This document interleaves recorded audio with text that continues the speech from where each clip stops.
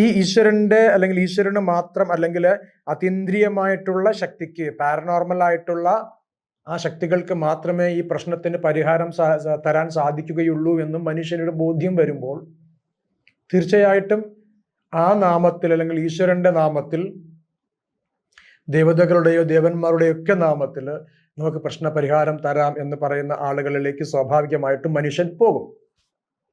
അത് നാച്ചുറലാണ്. പക്ഷെ അതെന്തുകൊണ്ടാണ് അവരങ്ങനെ പോകുന്നത് എന്നാൽ അതിൻ്റെ ഏറ്റവും പ്രധാനപ്പെട്ട ഒരു കാരണം അറിവില്ലായ്മയാണ്. ഈശ്വരനിലേക്ക് പോകുന്ന ആളുകള് ഈശ്വരമാർഗത്തിൽ പ്രശ്നപരിഹാരങ്ങൾ തരാം എന്ന് പറയുന്ന ആളുകളുടെ വാഗ്ദാനങ്ങളിൽ നിന്ന്, കാപഢ്യങ്ങളിൽ നിന്ന് എങ്ങനെ അകന്നു നിൽക്കുമെന്ന് ചോദിച്ചാൽ അതിനൊരു ഉത്തരമേ ഉള്ളൂ. നിങ്ങൾ ഈ ദൈവികമായിട്ടുള്ള ജ്ഞാനത്തെ നിങ്ങൾ സമ്പാദിക്കുക. സ്വതന്ത്ര ബുദ്ധിയോടുകൂടി എത്ര പേര് ജ്ഞാനം അന്വേഷിച്ചിറങ്ങണം? ഗുരുവായൂരിൽ വരുന്നവരിൽ ഒരു മാസം വരുന്നതിൽ എത്ര % ആളുകൾ ഗീത പഠിക്കണു? ക്രിസ്ത്യാനികളിൽ എത്ര പേര് ശരിയായ രീതിയിൽ ബൈബിൾ പഠിക്കണു? ഇസ്ലാമിൽ എത്ര പേര് ശരിയായിട്ടുള്ള രീതിയിൽ ഖുറാൻ പഠിക്കണു?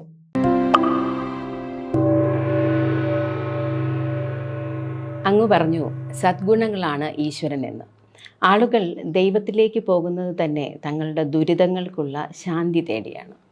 അപ്പോൾ അവിടെ ആളുകളുടെ പ്രശ്നങ്ങൾ പരിഹരിച്ച് നൽകാമെന്ന് വാഗ്ദാനം നൽകിക്കൊണ്ട് ജ്യോത്സ്യന്മാർ മുതൽ ആൾദൈവങ്ങൾ വരെയുള്ള ഈ കാലഘട്ടത്തിൽ ഇത്തരത്തിലുള്ള പ്രചോദനങ്ങളെ അതിജീവിച്ച് ആളുകൾക്ക് എങ്ങനെയാണ് ശരിയായ ഈശ്വരനിലേക്ക് എത്താനാവുക?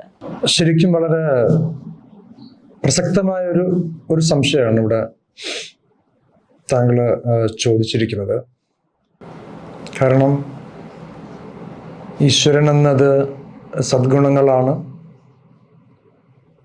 നമ്മൾ ഈ സദ്ഗുണങ്ങൾ ഉണ്ടാകാൻ വേണ്ടിയിട്ടാണ് ഈശ്വരനിലേക്ക് പോകേണ്ടത്. ഈ സദ്ഗുണങ്ങളെ പരിശീലിച്ച് നമ്മൾ സ്വയം പ്രകാശിച്ച് ഈശ്വരനായി മാറണം എന്നൊക്കെ നമ്മൾ പറയുമ്പോഴും നമുക്കത് മനസ്സിലാകുന്നുണ്ട്. കാര്യം മറുവശത്ത് ഒരു യാഥാർത്ഥ്യമുണ്ട്. കാരണം ഇവിടെ ഇപ്പോൾ ഒരു സാധാരണ മനുഷ്യൻ എന്നല്ല, അതിപ്പോ വിദ്യാഭ്യാസപരമായിട്ടും മറ്റെല്ലാ തരത്തിലും വികാസം പ്രാപിച്ച മനുഷ്യർക്ക് പോലും അവർ ഈശ്വരനെ സമീപിക്കുന്നത് തീർച്ചയായിട്ടും അവരുടെ ഏതെങ്കിലുമൊക്കെ തരത്തിലുള്ള പ്രശ്നങ്ങൾക്കൊരു പരിഹാരം ആയിട്ടാണ്. അപ്പോൾ എല്ലാ പ്രശ്നങ്ങൾക്കും മനുഷ്യൻ പരിഹാരം തേടിക്കൊണ്ടേയിരിക്കുന്നു. അപ്പൊ നമുക്കത് ഭൗതികമായിട്ടുള്ള തരത്തില് മറ്റു മനുഷ്യർക്കോ അങ്ങനെ ആർക്കും തന്നെ നമ്മുടെ ഒരു പ്രശ്നത്തിന് പരിഹാരം കാണാൻ അല്ലെങ്കിൽ നിർദ്ദേശിക്കാൻ സാധിക്കാതെ വരുന്ന സാഹചര്യത്തിലാണ് തീർച്ചയായിട്ടും നമ്മൾ ഈശ്വരീയമായ ഒരു മാർഗത്തിൽ അല്ലെങ്കിൽ ആത്മീയമായിട്ടുള്ളൊരു മാർഗത്തിൽ അതിന് നമ്മളൊരു പരിഹാരം അന്വേഷിക്കുന്നത്, അല്ലേ? ഇപ്പോൾ നമുക്കൊരു രോഗം വന്നു. ഒരു രോഗം വരുമ്പോൾ അത് കുറച്ച് കോംപ്ലിക്കേറ്റഡ് ആണെങ്കിൽ, അഥവാ ആ രോഗത്തിന് മരണനിരക്ക് കൂടുതലാണെങ്കിൽ തീർച്ചയായും നമ്മൾ കുറച്ച് ആശങ്കപ്പെടും. നമ്മളതിനൊരു പരിഹാരമായിട്ട് നമ്മൾ ഈശ്വരീയമായ ഒരു മാർഗം തേടും. അപ്പൊ അത് ചില ആളുകൾക്ക് പ്രാർത്ഥന, മറ്റു ചിലർക്ക് അത് ഈ ജ്യോതിഷം, മന്ത്രവാദം, വഴിപാട്, ഇങ്ങനെയുള്ള സമ്പ്രദായങ്ങൾ അല്ലെങ്കിൽ ഇങ്ങനെയുള്ള അഭയങ്ങൾ ഇവർ തേടും. അപ്പോ ഇതിനകത്ത് വരുന്നൊരു റിയൽ പ്രശ്നം എന്തെന്ന് വെച്ച് കഴിഞ്ഞാൽ, ഇങ്ങനെ നമ്മൾ പ്രശ്നങ്ങൾക്കൊരു പരിഹാരം നമ്മൾ തേടി ഇറങ്ങുമ്പോൾ നമ്മൾ ഈശ്വരനിലേക്ക് പോയിരിക്കുന്നത് തന്നെ ഈ പ്രശ്നത്തിനൊരു പരിഹാരം എന്നുള്ള രീതിയിലാണ്. ആ സമയത്ത് നമുക്കിങ്ങനെ പരിഹാരം തരാം, അതും ഈശ്വരീയമായ മാർഗത്തിൽ എന്ന് പറഞ്ഞുകൊണ്ട് നമ്മളെ എല്ലാ മതത്തിലും ഉണ്ടത്. ഇപ്പോൾ ഹിന്ദു മതത്തിൽ മാത്രമല്ല, എല്ലാ മതത്തിലും അതിന് പ്രശ്നത്തിന് പരിഹാരം തരാമെന്ന് പറഞ്ഞിട്ട് അവരവരുടേതായിട്ടുള്ള രീതിയിലുള്ള ആളുകൾ നമ്മളെ സമീപിക്കും. ഇപ്പോൾ ക്രിസ്തു മതത്തിൽപ്പെട്ട ആളുകളൊക്കെ ആണെങ്കിൽ അവർ പ്രാർത്ഥിച്ചിട്ട് മാറ്റിത്തരാം അങ്ങനെ പറയും. ഇസ്ലാം മതത്തിലൊക്കെ ആണെങ്കിൽ അവരിങ്ങനെ എന്താ പറയുന്നത്, അവര് ജപിച്ച് തരും, അല്ലെങ്കിൽ ചൊല്ലിത്തരും. അവരുടേതായിട്ടുള്ള ആ മന്ത്ര മീൻസ് അവർ അറബിക് ശ്ലോകങ്ങളിലൊക്കെ ചൊല്ലിയിട്ട് അവരിങ്ങനെ അവരുടേതായിട്ടുള്ള സമ്പ്രദായത്തിൽ. പിന്നെ ഹിന്ദുസിനാണെങ്കിൽ ഒരുപാടുണ്ട്.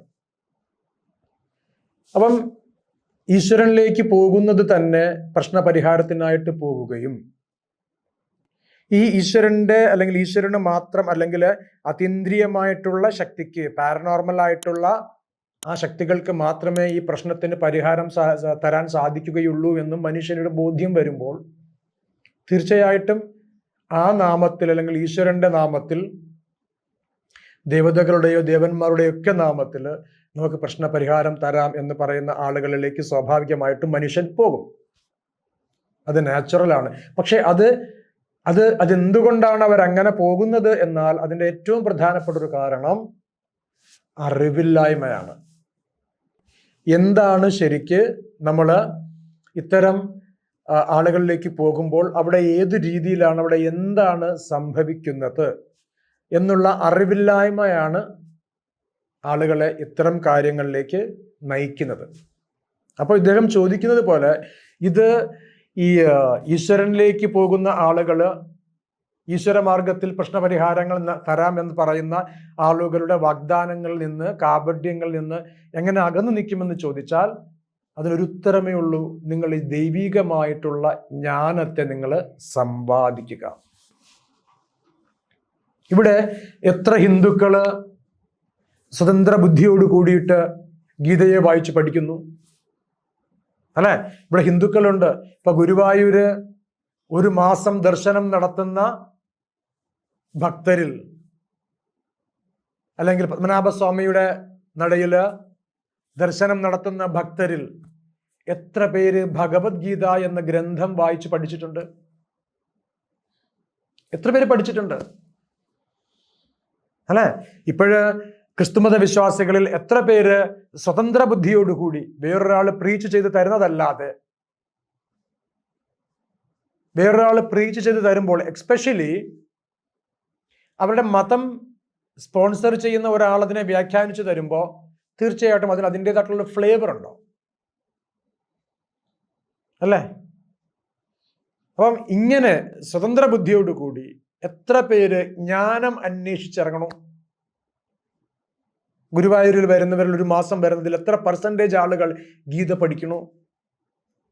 ക്രിസ്ത്യാനികളിൽ എത്ര പേര് ശരിയായ രീതിയിൽ ബൈബിൾ പഠിക്കണു? ഇസ്ലാമിൽ എത്ര പേര് ശരിയായിട്ടുള്ള രീതിയിൽ ഖുറാൻ പഠിക്കണു? അപ്പൊ ഇതൊന്നും ഈ മതങ്ങളുടെ കുഴപ്പമല്ല. ആളുകൾക്ക് പഠിക്കാൻ താല്പര്യമില്ല, അറിയാൻ താല്പര്യമില്ല. അപ്പൊ നിങ്ങൾ ശരിയായിട്ടുള്ള ജ്ഞാനം സമ്പാദിക്കുക, ശരിയായിട്ടുള്ള ജ്ഞാനം നേടുക.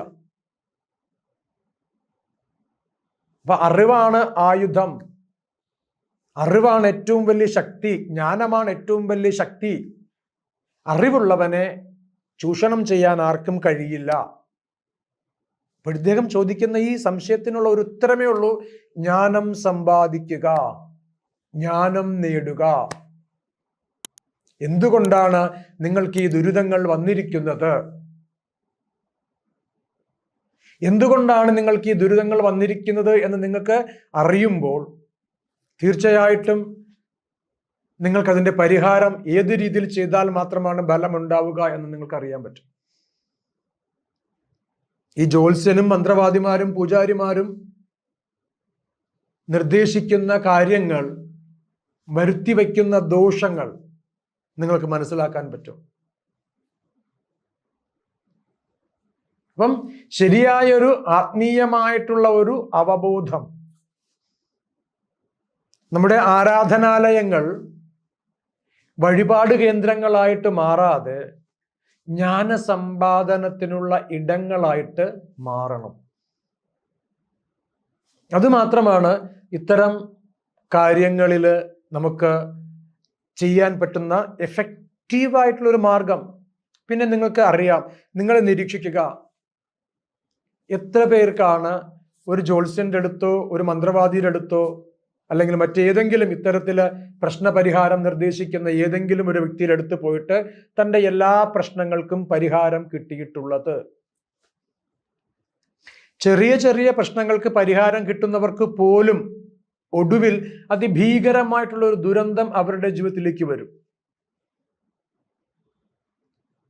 അവിടെ ആ സമയത്ത് വരുമ്പോൾ അവിടെ ജ്യോതിഷവും വർക്ക് ചെയ്യില്ല, മന്ത്രവാദവും വർക്ക് ചെയ്യില്ല, പ്രാർത്ഥനയും വർക്ക് ചെയ്യില്ല, മറ്റേ ചരട് ജപിച്ച് കെട്ടലും മന്ത്രിച്ചൂതലും വർക്ക് ചെയ്യില്ല, ഒരു ദർഗയിൽ പോയി പ്രാർത്ഥിച്ചിട്ടും ഒരു കാര്യമില്ല, ഒരു കബറിൽ പോയി കുമ്പിട്ടിട്ടും ഒരു കാര്യവുമില്ല എന്ന് ബോധ്യപ്പെടുന്ന ഒരു അവസരങ്ങൾ ഉണ്ടാകും.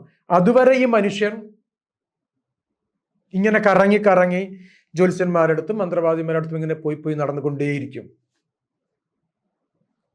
ഒന്നുകിൽ ഈ പറഞ്ഞതുപോലെ നിങ്ങളിങ്ങനെ നടന്ന് അലഞ്ഞ് നിങ്ങളുടെ ധനവും സമയവും നഷ്ടപ്പെടുത്തി നിങ്ങൾക്കത് ബോധ്യപ്പെടും.